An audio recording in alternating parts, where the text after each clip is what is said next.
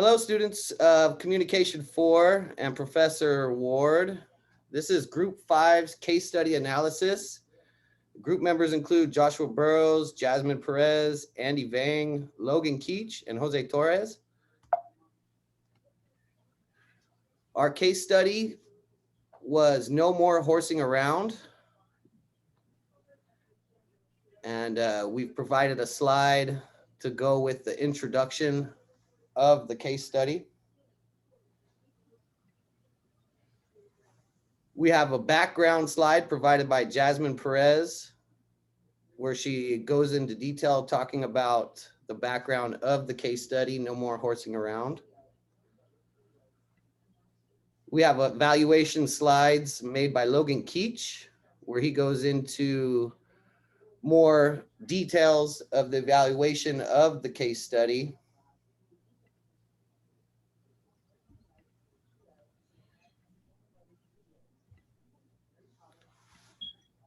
We have bullet points that include details that went into the evaluation provided by Logan.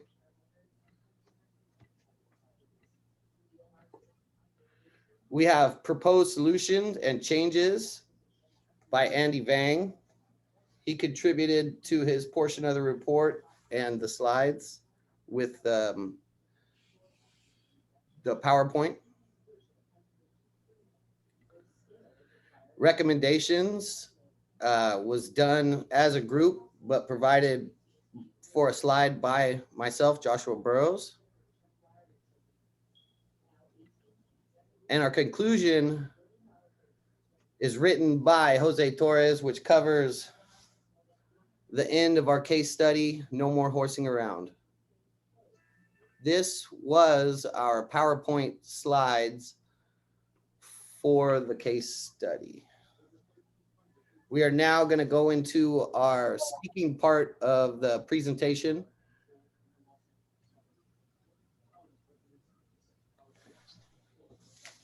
All right, our introduction to the case study, No More Horsing Around.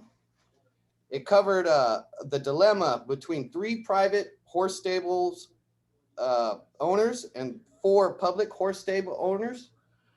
They were in a small group discussion to find a way to improve their financial state in the time of economic hardships. Different fractions of the owners had different approaches to promote their stables and gain more clients, which will provide more income.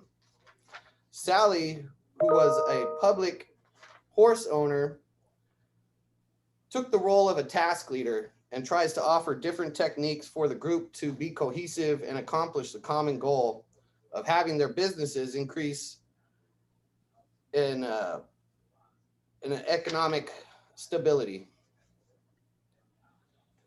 Our next speaker is going to be Jasmine Perez on our background for the case study. Thank you, Josh. I'm going to present the background in this report. This group has a clear goal and dedicated members, but are still struggling to find a solution that is applicable for everyone.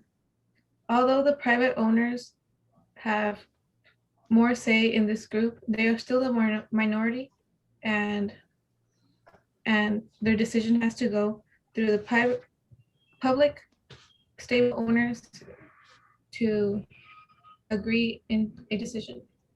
The public stable owners speak less, but they still are the majority. So therefore, their ideas have to be heard. This creates a conflict and drives them away from their goal. In the thinker and feeler decision-making style, this group is separate. Sally would be the feeler as she demonstrates a neutral side and compassion towards the group. She also demonstrates that she's a great leader for this group. The rest of the group are thinkers, as they use logic to find a decision. The private stable owners think it's a logical decision to create bigger and more expensive ads. The public stable owners use their logic to demonstrate that their advertisements would not fit their customers. In hopes of calming down the situation, Sally decides to turn the meeting into a brainstorming session. This, though, can maybe or not fit their group. There's two key principles in a brainstorming session, which includes deferring judgment. Here, the group demonstrates to create a lot of judgments towards their ideas. The second key principle is to present large amounts of ideas. The public stable owners do not present many ideas as the private stable owners overpower the meeting. This group will have to first solve their conflicts in between the group to solve the ultimate goal. Okay, thank you, Jasmine. Our next speaker is going to be Logan Keach, and he'll be speaking on the evaluation of the case study. Okay. Thank you, Josh. So in the case study, No More Horsing Around, 7 owners from public-owned and private-owned horseback riding stables meet to discuss the advertising of their business to the public. And I will evaluate how well the group is communicating with each other to see why this group cannot come to a consensus. All right, so the first subject I want to really focus on and evaluate is how the group wants to achieve their goal. So the public owners want a few local ads, while the private owners want big, expensive magazine ads. Both intend to reach customers, of course, but both are very two different situations. The public owners disagree with the private owner's solution because they fear that the customers will not see the ads and that they will cost too much. This is the first sign of tension and power imbalance in the group. So the next subject is how do the people in the group respond to being in a meeting? So the private owners are very forceful and very impatient and want to get to the point as quickly as possible. This is demonstrated well when Sally, the chair, presents just a few questions to the group to just try to get them on some kind of footing. And the private owners just immediately disregard all of the questions and just skip to their own solution. The public owners are a lot more, even though they're a bit more, there's 4 public owners and there's 3 public owners, so they're in the majority.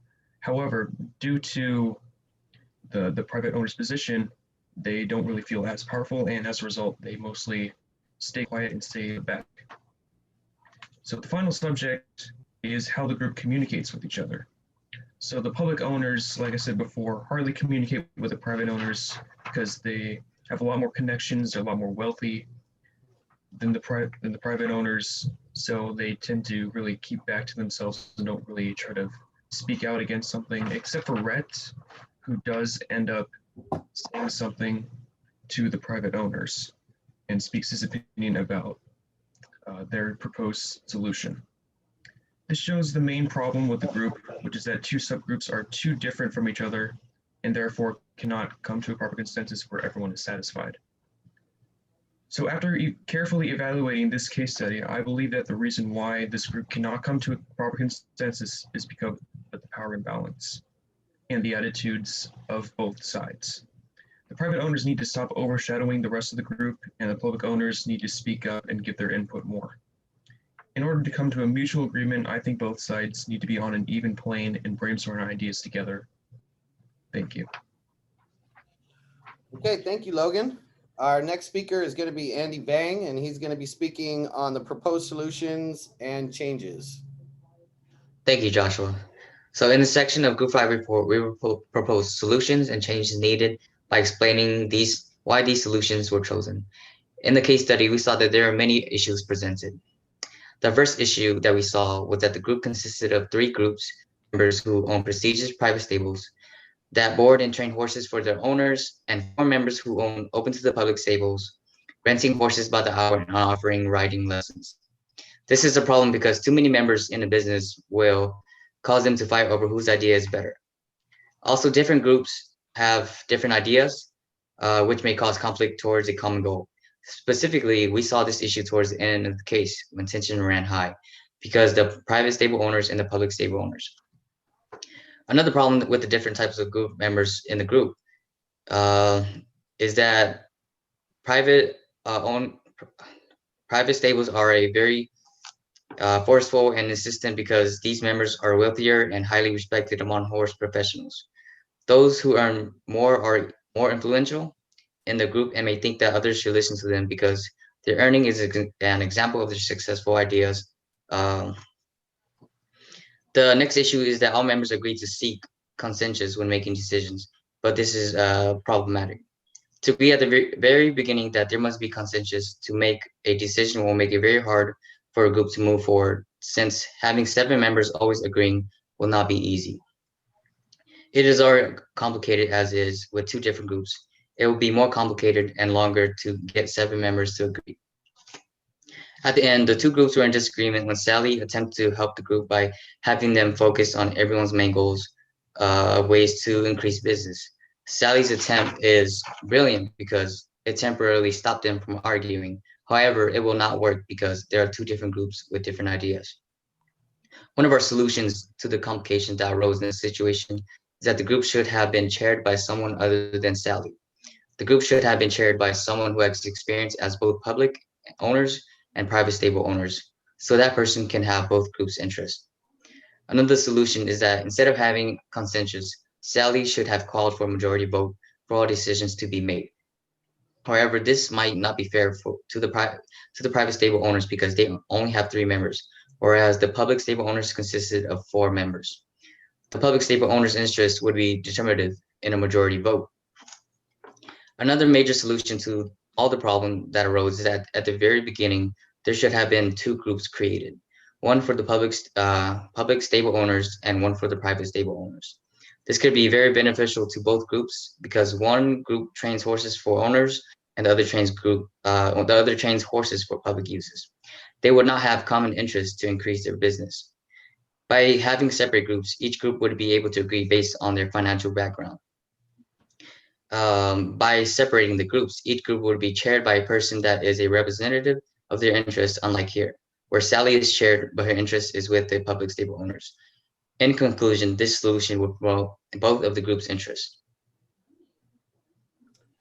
Okay, thank you, Andy. For the next portion of the presentation, I will be talking about the recommendations we made for this case study. We have came up with some strategies to help the groups work together more harmoniously with each other. The first recommendation Group 5 had was develop a plan to meet everyone's economic expectations. If everyone understands that a budget is made and that they can stick to it, it'll help with everyone being on board with the promotional campaigns that they are interested in. The next recommendation we came up with was to maintain a balance between critical and creative thinking among the group members. The next recommendation would be to use the technique of constructive deliberation. And this technique involves each member contributing their part to thoughtful arguments, critical listening, and informed decision-making. With all these elements in place, the group's collaborative communication environment will be much more friendly and much more easier for each group member to discuss their decisions and be able to talk cohesively as a small group to come together and accomplish the common goal set, which is for them to be able to gain more clients, which in turn will lead to increased profits for all the stables. Next, we'll be having Jose Torres speak on the conclusion. Joshua. In conclusion, me and my group members came along with a couple of technical difficulties, but it's nothing new to us, so we fixed that. But we went straight ahead and solved the issues. of both genres of horse stable owners. We had a clear common goal, and we were well organized, and we had great communication skills on this case study, and we were clear on all our parts that we signed each other. Uh, we also added facts and statistics to back up our issues. We also brainstormed ideas just to make sure that we were on the right topic. We analyzed our issues and our problems that would fit our criteria and would make the workability easy on us. One last thing is we were supportive, had each other's back throughout the whole case study, and we're really motivated to keep improving. Overall, I believe we did a good job in this case study. We took our time evaluating our thoughts and our plan to get this case study completed.